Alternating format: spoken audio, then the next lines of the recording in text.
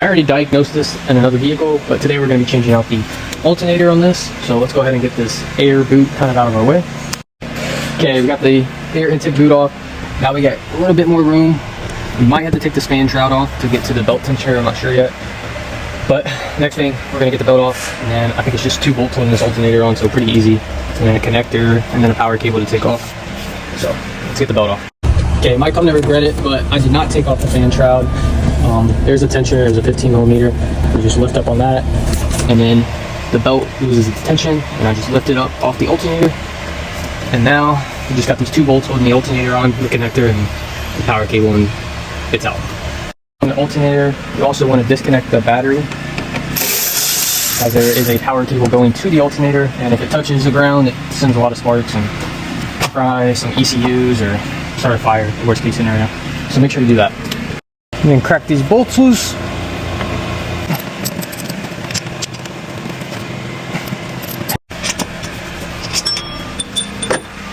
Okay, and then we can undo this connector.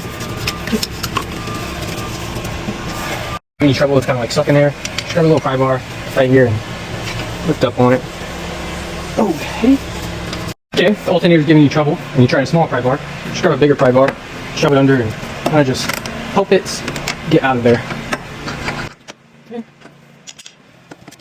And now that you got it out of here, I like to just swing them around and get this cable off.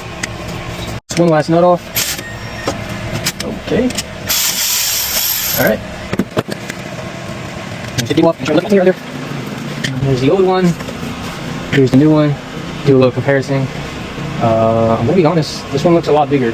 I think they sent us the wrong alternator, so let me call Napa and see what happened. Yeah, this is 100 amp. And this is 130 amp, so yeah, they sent us the wrong alternator. So that's why it's always good to do a side-by-side and make sure you got the right part before you put it in there and run into some problems. Okay, Napa just dropped off the right alternator, looks good.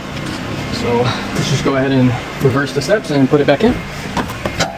Okay, we got the alternator all bolted up with all the connections on and the belt put back on. Let's just go ahead and put the air intake boot back on.